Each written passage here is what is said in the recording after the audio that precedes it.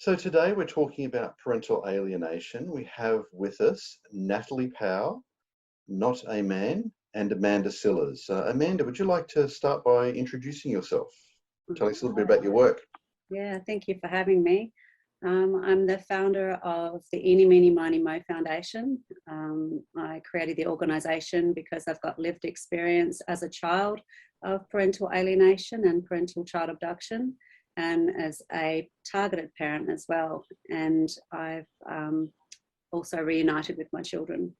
And I saw that there needed to be more education in this field and more support services out there for parents experiencing alienation as well as children experiencing it. And you're out there doing amazing work. I do watch and see what your organisation is doing, and I think it's absolutely fabulous. Thank you. Amanda and I actually met, we were just saying, a few years ago, actually, at a screening of the Red Pill documentary.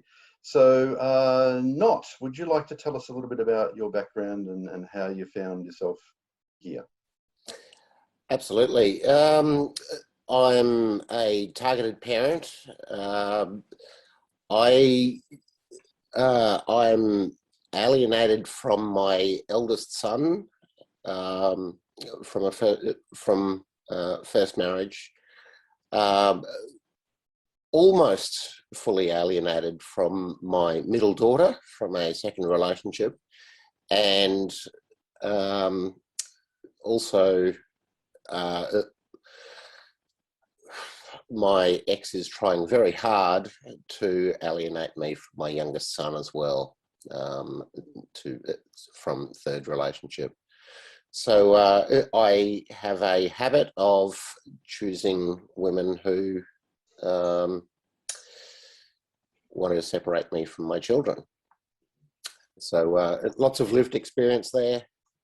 And so I'm here to both learn and share and see if we can change this to have parental alienation recognised for what it is, domestic violence and child abuse. Thank you, Natalie, do you want to just tell us a little bit about yourself, your background?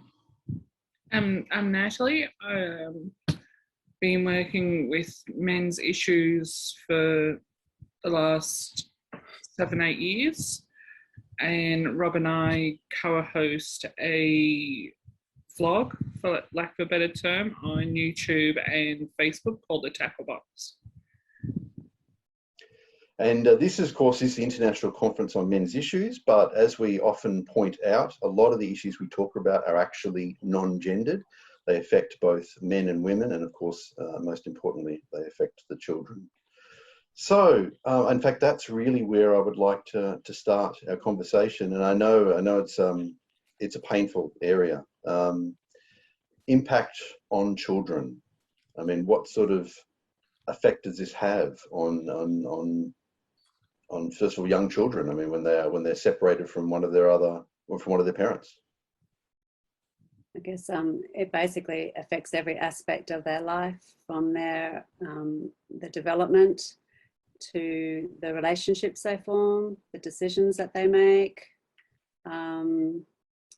We see generational patterns that happen when they grow up to be an adult. They can become alienated from their children, or they can become alienators. It depends on the type of profile and the type of abuse that they've experienced. Unfortunately, we do see suicide where children have tried to reunify with a parent, and sometimes, depending on the frame of mind of that parent, whether they've been able to get the right supports to help them connect with their kids or not, it sometimes that affects the outcome of these cases. We've had a couple of suicides recently, well, as I say, recently in the last couple of years, and it's devastating to see that the child has got the courage to reunify, but then they now become rejected by the alienating parent. They're now a traitor, and they don't know how to cope with that because the child has been trauma bonded with that parent. And so it's I don't know if you guys know much. I guess the crux of alienation is that manipulation. It's constant input it's presenting the parent as being a, you know, either dangerous or a neglectful sort of parent. Their world is just completely full of input, so their anxiety just goes up and up and up, and they don't have tools to cope with these situations. So unfortunately, they lose the ability to use that critical thinking.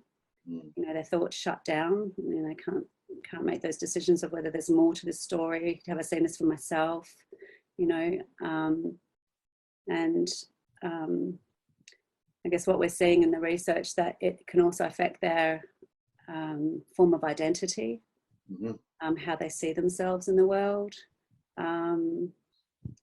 There's biologically, it can have an impact too. You know, we can see obviously anxiety has a huge impact on anyone. You know, but can you imagine a child in this situation who sometimes participated to the alienation through interrogation, giving in and telling that parent what they want to hear. So they've got that guilt that adds to that, something that a child should never have to carry on their shoulders. Absolutely. Being turned against a parent. Absolutely. Yeah, so, and there's many losses, you know, the losses of their community, the love, the support, you know, the history of the family, you know, lots of losses. There's a recent article that was just published on the losses of an alienated child, and it's devastating to read the losses. Yeah.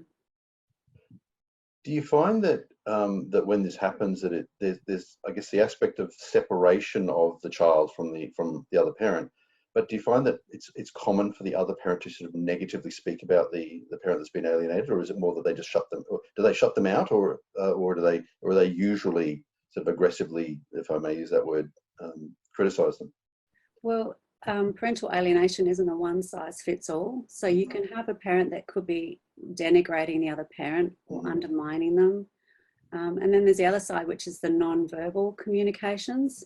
So like, let's say you've got a handover, the child's got this real bitter look on their face when they're coming back, and the child's had a great time with the other parent and they want to come back and tell them all about it, but then they see that it's really making this person unhappy, or it's, you know, making them angry. So there's those little non-verbal responses that you see. There's a couple of studies which actually is called the still face study. They've done it with a mum and they've done it with a dad, and it's actually a good example of to see how from the moment that we're born that we look to our parent for these responses, like whether something's like happy or, oh, that's, you know, don't go there, or, you know, just those little responses. So you're forever looking and learning from your parent. So yeah, there's so many dynamics to parental alienation, and you can have some kids that might externalize what they're going through, and then you have the ones that internalize, that withdraw, that are very quiet, that shut down, and then the other ones will project, or they'll blame, they'll criticize, they'll be antagonistic. So you get lots of different dynamics. Yeah, I'm currently with my youngest. I'm seeing him 1 hour per fortnight at a supervision centre. And I suppose the good thing about that is that there is somebody else there to observe all of this. So we've got him wetting himself, him having anxiety right towards the end, and starting to become aggressive and punching me and hitting me and headbutting me. He's extremely self-critical. Any innocent questions about, what plans do you have for the weekend, or what have you been doing at school, or any of those things. So not particularly probing, but any general discussion like that, his anxiety goes through the roof. Yeah. Knowing that if I share this information, I might give something away about my parent, and I can't do that, and I'm going to have to report back on everything that I'm told. And unfortunately, the people at the supervision centre just are not at all qualified. They're not qualified in therapeutic crisis intervention. They're not qualified in even documentation, properly documentation for the court.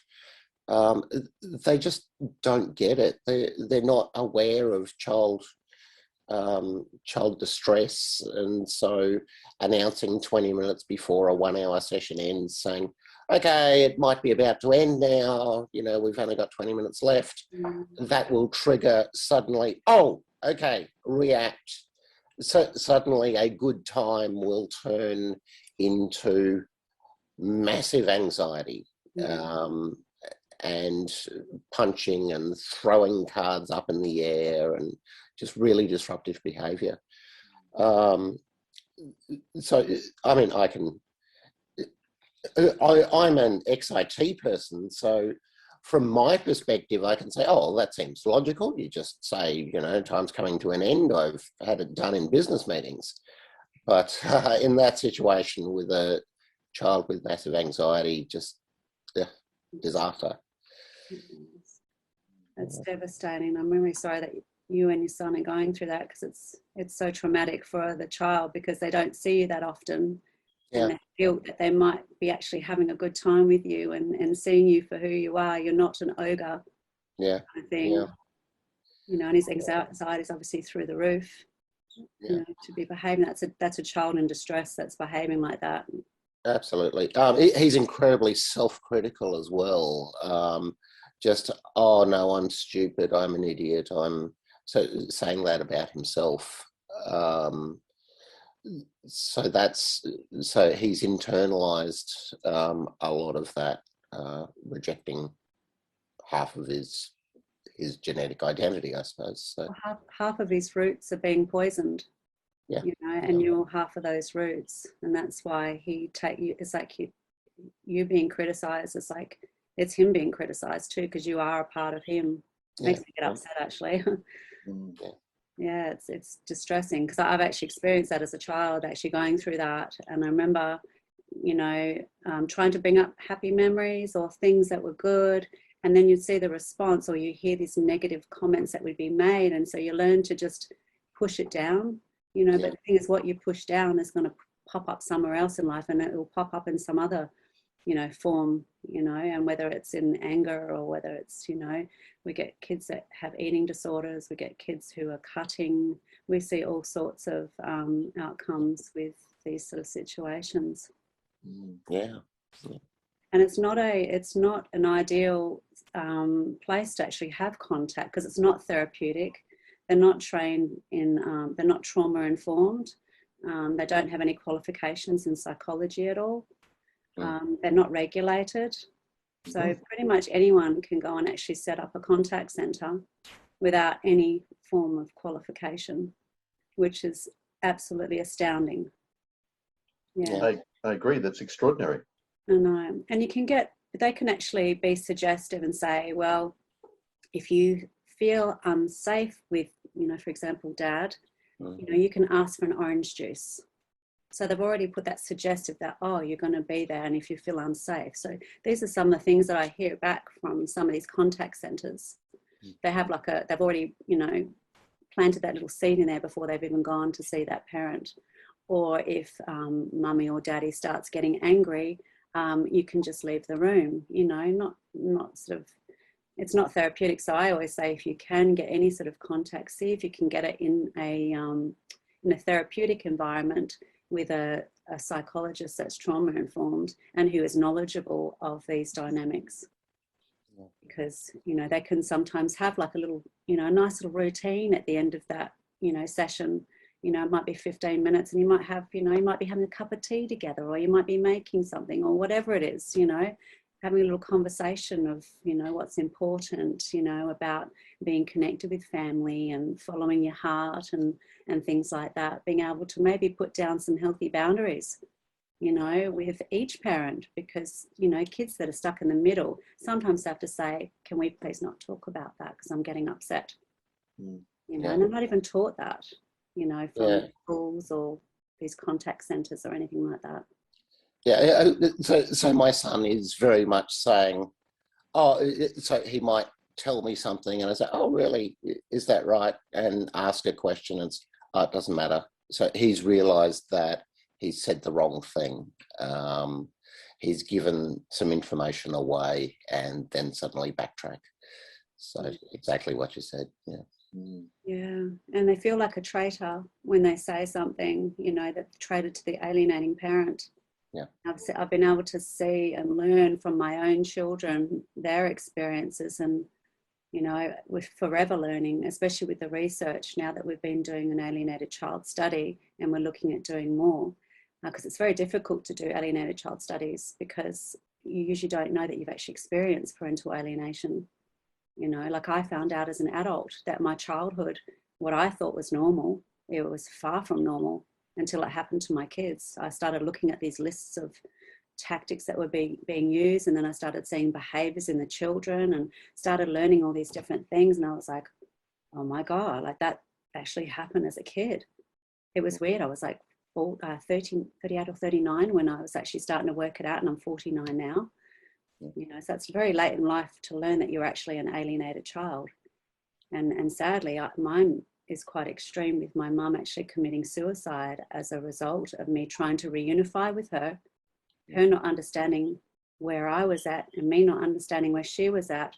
I came back as a brainwashed child, thinking that my dad was saving me from my mum, and all the bad things that were said about my mum. It's like I had this conflict, like one part of me sort of remembered, the other part would go, oh, hang on a minute, he's told part of the story, but he's twisted it.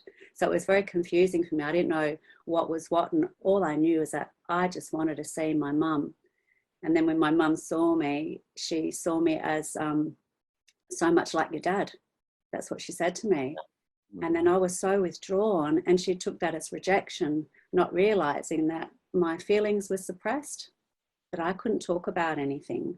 And all I could do was just sit there as like an empty vessel, you know. And so when she left, and my brother never showed, he couldn't face it because he had gone through his own pain and wasn't ready to come and see her. And so this is why, from my own experience, I learned how important it is to move parents into self-care, you know, get the right supports, not stay online in some of these forums where it keeps you in the fight zone, because it's toxic. I'm not saying the groups are toxic, it's toxic for yourself, it's toxic stress. And, you know, I know that if I was added to many groups in the very beginning where you know, didn't have to actually add yourself to the group. I found myself in 70 odd groups because people were adding me in there.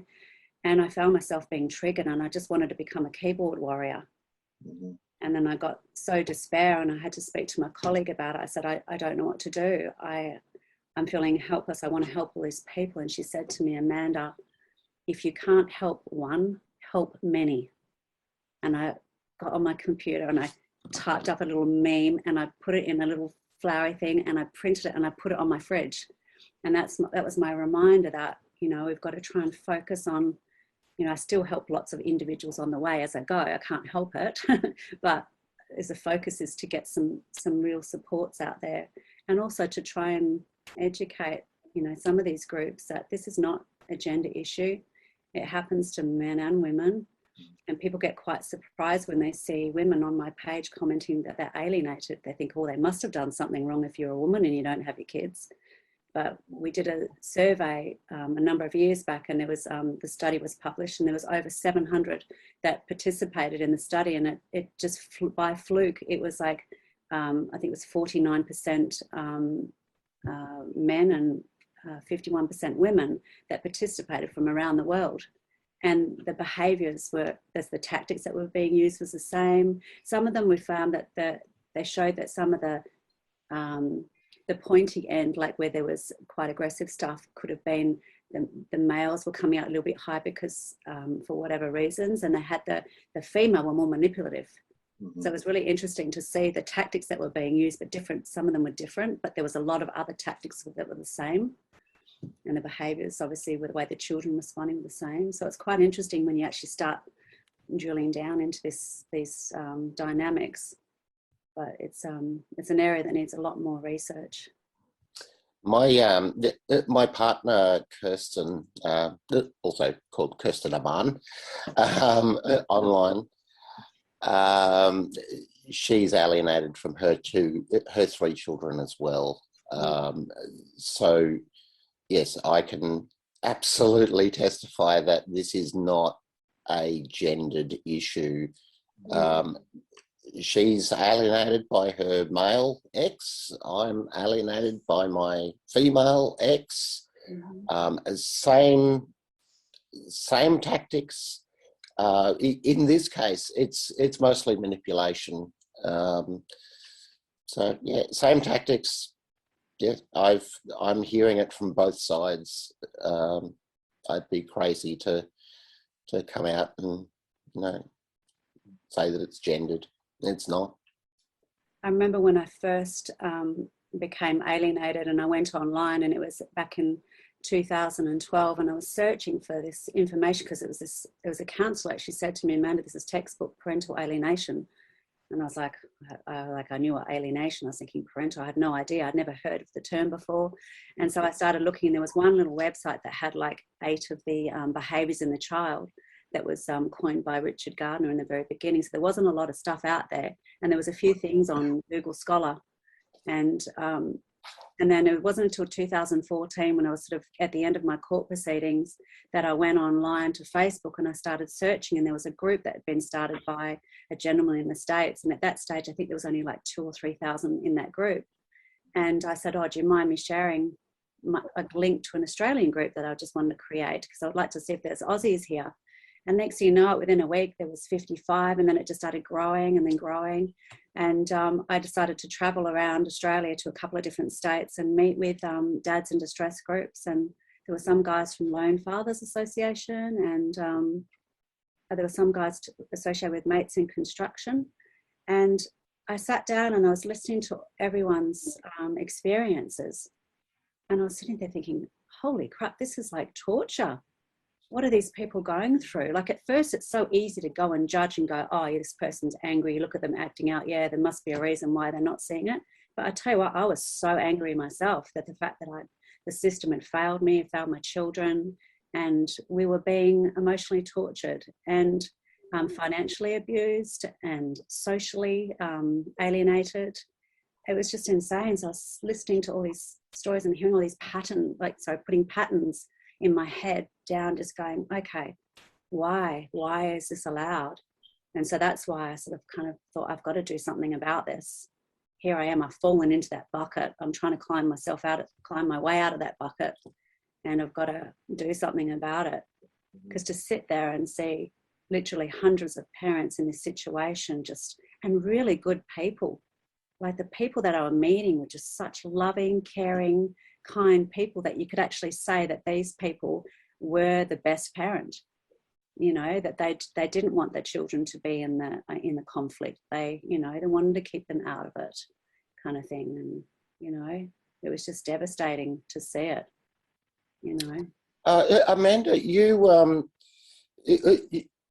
thanks for sharing that bit of background about how you got started. I wasn't aware of that.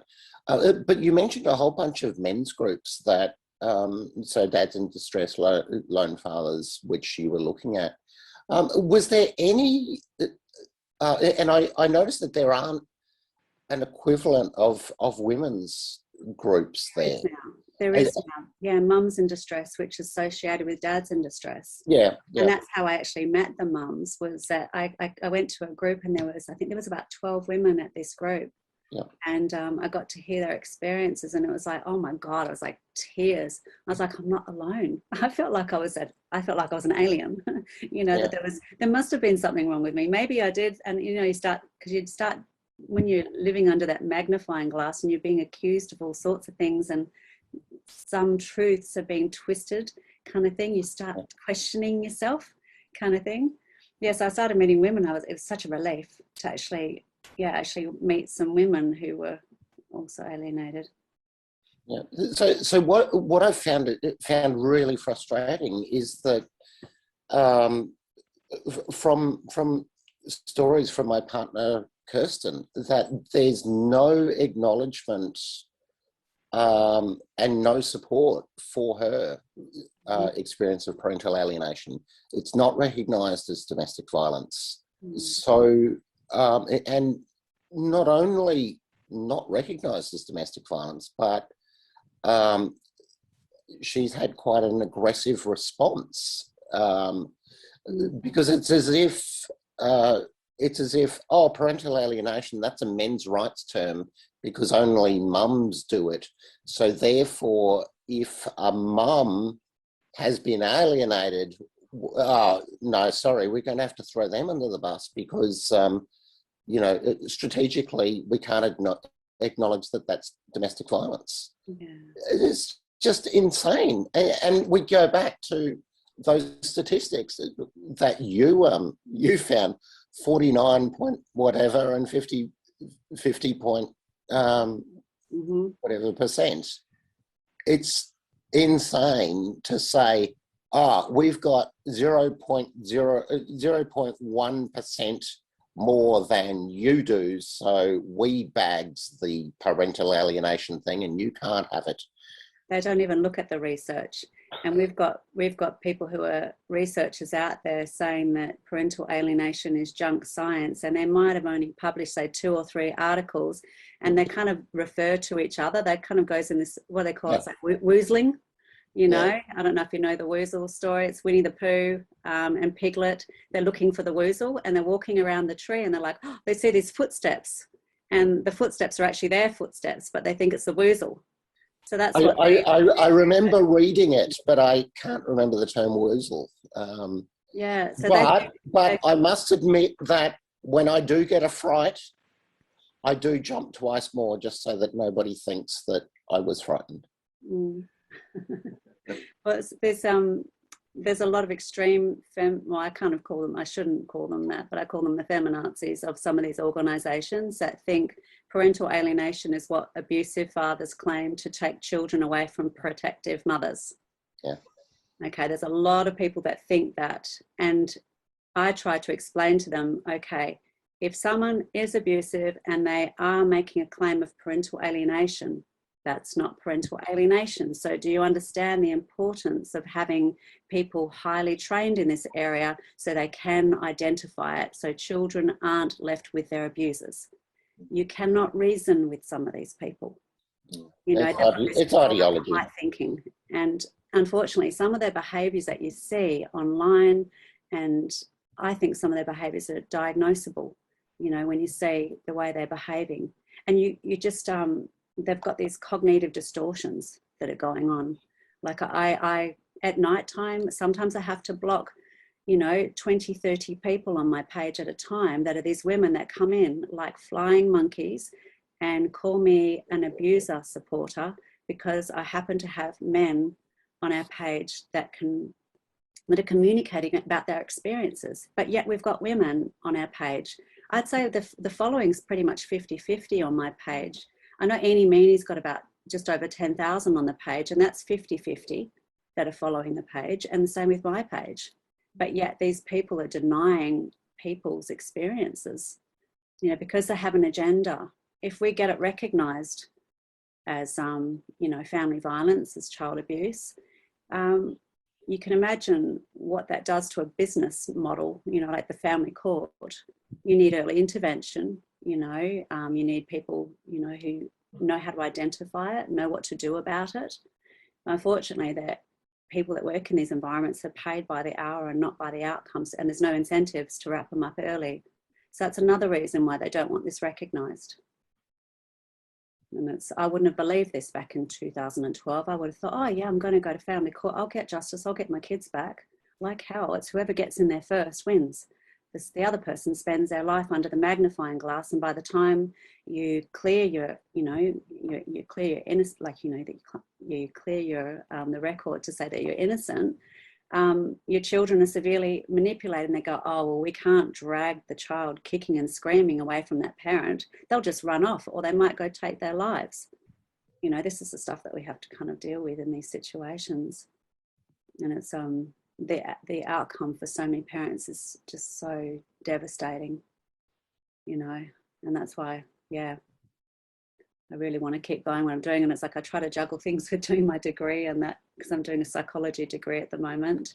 And, you know, it's hard to balance it out when you see so many people in despair and the desperation of people messaging, you know, from LinkedIn, from Facebook, from Instagram, telling me what they're going through. And it's just like, oh my gosh, this is huge. I believe that the percentages are much higher than what they're estimating of parental alienation, because everyone knows someone, you know, that's alienated. That's exactly the point I was actually just going to make. I think I started actually with misandry, actually, and that's what led me down this rabbit hole. And now I am, as you say, everywhere I look, I'm alienated parents. It's just extraordinary. I think that this is it's something that, as you say, it's being denied. I've even seen people in professional positions deny that parental alienation is real.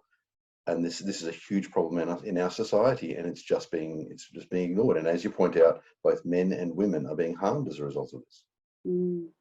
And we just did a grandparent perspective study that should be published very soon, and that obviously shows that it's not just the parent. You know, we get siblings that are alienated, you know, from one another. My kids were alienated for a period of time from each other, and I've seen it in a lot of parents in our group. They might get one back, and then now that child is a traitor to the other parent and the siblings, you know.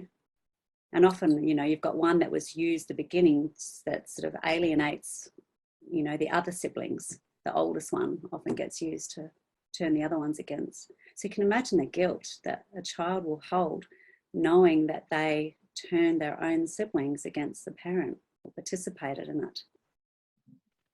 You can see why it's so difficult for an alienated child to actually approach what we call the targeted parent with all that on their shoulders, that they actually participated in it and they rejected them, and they watched that parent suffer from a distance. And that's why we say, where you can, like, you know, social media presence, try to, as much as you can, try to make it upbeat, try to make it, you know, appealing for the child, and so they can see you, how they kind of remember you, you know, where we get parents who start sharing all these narcissistic memes and, you know, talking about their situation all the time. It actually does more harm. People think, well, I want them to see the story one day, but I can tell you now, when I approached my mum and she started talking about the things that my dad had been doing, I just started withdrawing and shutting down, and I didn't know how to deal with it because I had all this other bad stuff, you know, and you get stuck in the middle of all this and you just go where there's least pressure, and that's away from all that pain kind of thing. And eventually, like, when the child actually gets to meet you or see you for who you are, eventually they start putting the pieces together. You know, they don't necessarily, you don't have to push your side of the story. They actually start working it out. They see that you're not an ogre, and they see that you're, you know, calm, you're loving, you know, that you want to do what's best for them, you know. But if you first come up and say, oh, you know, for example, your mother did this or your dad did that or whatever it is, they're hyper protective. They've been bonded to the abuser. When someone is bonded to the abuser, like in these situations, they will go and fight their battles for them. So that's, you know, that's the last thing you want to do, is push your side of the story. And unfortunately, people get an opportunity to see their kid maybe once in, you know, like 2 or 3 years or something like that, and they just can't help it but to push their story, and then they don't see them for a long time, or they might not see them again. So that one opportunity, you want it to be memorable, you want it to be loving, upbeat, you know. And this is the sort of stuff that I talk about when I go to some of these men's support groups as well, because sometimes they're like, oh shit, maybe I should go and change my Facebook profile, create a new one, connect with all your friends, keep it upbeat and loving. When you need to talk about this stuff, it's not shutting people down.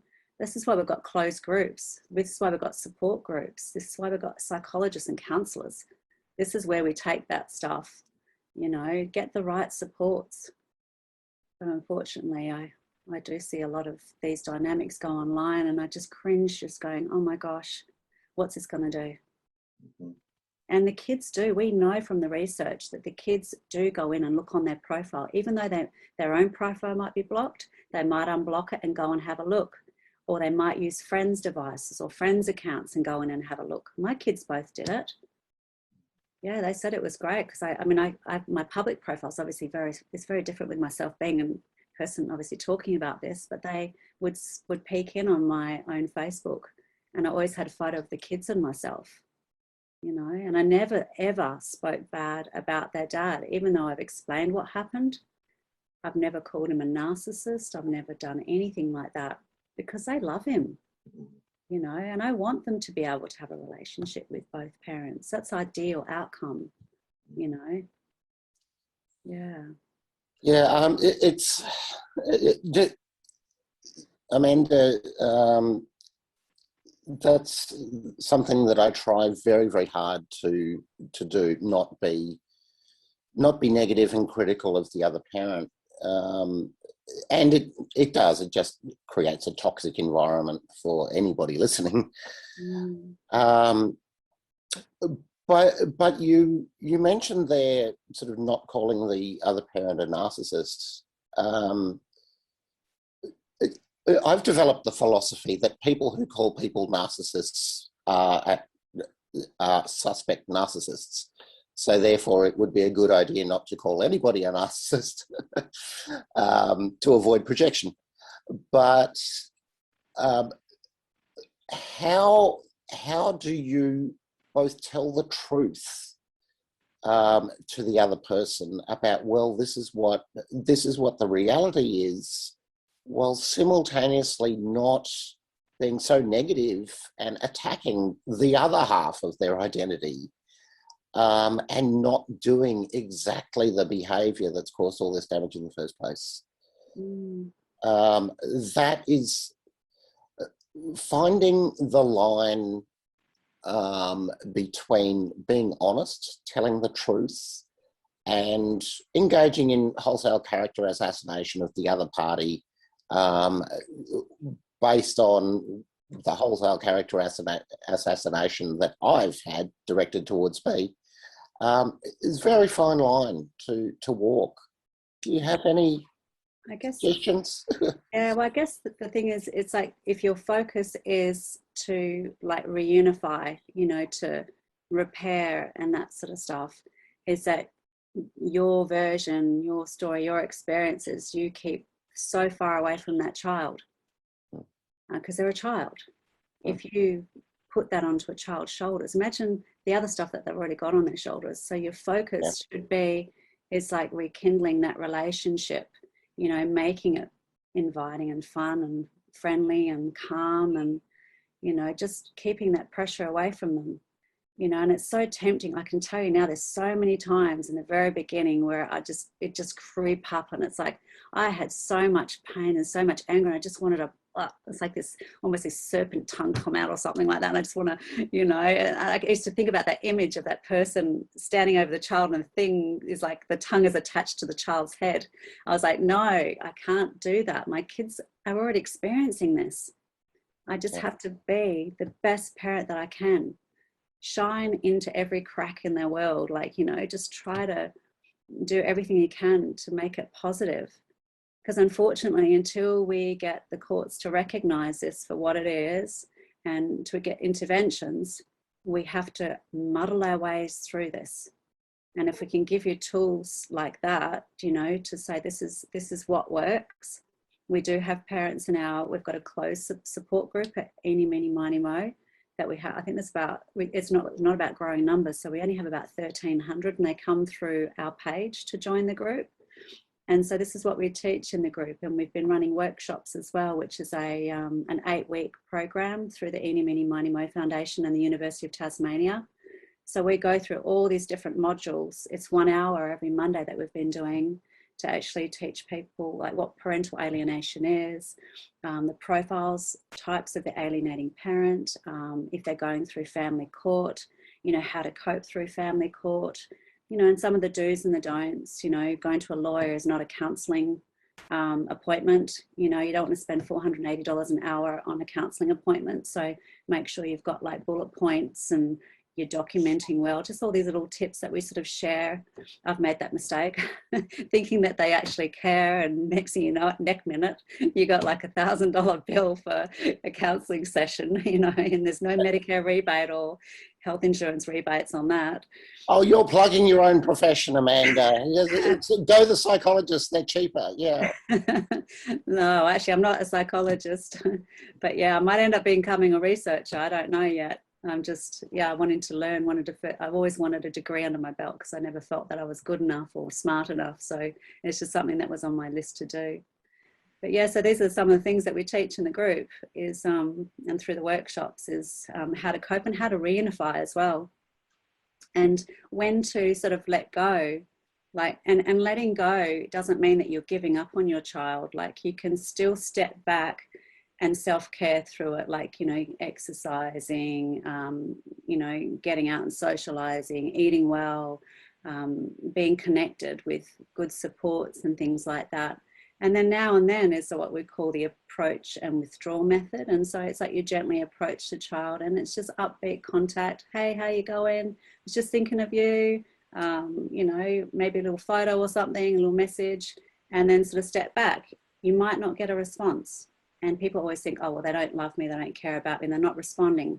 Alienated children in these situations don't know how to deal with these situations. They don't know if their alienating parent's going to see that contact. They don't know if, you know, if they're going to get in trouble for responding back. It's kind of, sometimes they might have what I call secret love or hidden love, is when they do actually go, thanks, Dad, or, you know, it was good to see you at the footy game or whatever, or something little. But then sometimes they have to delete that bit of contact because they can't let the other parent know. So that's what I call secret love, is that they're letting you know, but there's times where they can't actually do that because there's so much guilt and so much anxiety, they don't know what to do. So it's best not to. And it's really, really hard. Like I remember my daughter she said to me that she'd see these messages come through and she so badly wanted to respond, but she had stepmom over her just telling her, well, you can tell her if you like that you don't want to have to never contact you again. You know, these things that she was telling her, you know, block her. You can block her if you want, you know, just these comments that were sort of going on. Yeah, so it's a really hard spot for a child to be in. And this is why I try to teach people about what it's like to be in a child's shoes, because we're too busy thinking about all our pain and what we're missing out on and the losses that we experience as a parent. But the kids' losses are so huge as well. And we have to understand both perspectives and we have to rise above, but we need to be strong to be able to rise above. And we need to get the right supports to be able to connect with our kids. So Amanda, I know that when there is an opportunity for me to spend time with my son who is busy being alienated, it's massively traumatic for me. So I find myself in a situation where I seek to avoid the trauma, and so just try and forget about the child, but I can't because I love them. Mm. But so I want to spend time with them, but then I try to protect myself from the pain that I'm experiencing during that time as well. So it's not just traumatic for them, it's traumatic for me. And there's a pull in both directions, a desire for me to want to cut off them, even though I'm the targeted parent, just to repress it, or avoid that trauma, or increase the contact, and that's really difficult. And I imagine it's obviously happening on their side as well. Absolutely. I don't get something when it comes to just a normal human being, that they can be a great friend, a bad sibling, a great child, a great co-worker, a bad parent, a good parent. They could be all these different things.